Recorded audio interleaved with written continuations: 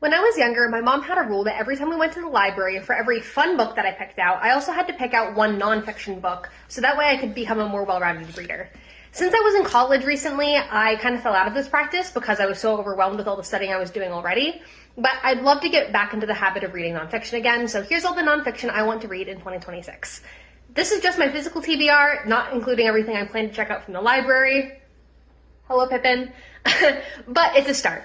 So first we have a Edison biography by Edmund Morris. I wrote a short story that takes place in Edison's laboratory this past year for Coalescence, a holiday anthology, and so I really want to learn more about Edison, the man himself.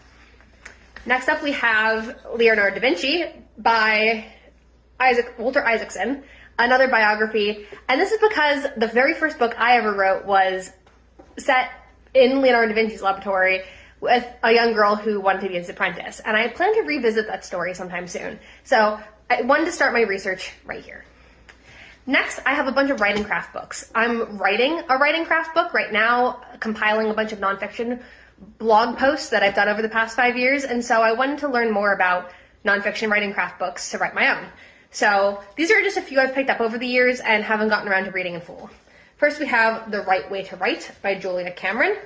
And then we also have the On Writing and World Building series by Hello Future Me or Timothy Hickson. This is a really good resource guide. He has a bunch of YouTube videos that he's compiled into these books, and I cannot recommend them enough. We also have Bird by Bird by Anne Lama, which is highly recommended on all of the lists that I've seen. I'm also going to pick up Stephen King's On Writing, because I think that'll be a useful companion to this and my writing process. And finally, we have this one that I picked up at my local Catholic store, How to Read and Write Like a Catholic. And if you don't know, I'm Catholic, so this is just interesting to me on a personal level, although I don't know if it'll make it into my nonfiction book.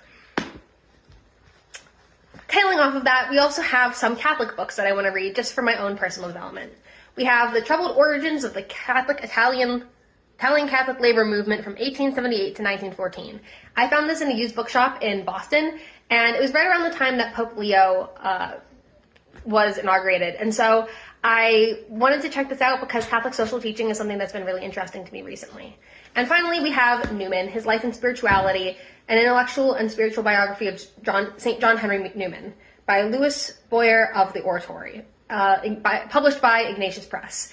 I was in the Newman Center in college, and since he was a patron saint of our group, I wanted to check out more about this man's biography. So if any of this sounds interesting to you, follow along with me as I'm going to be posting a lot about what I read this year.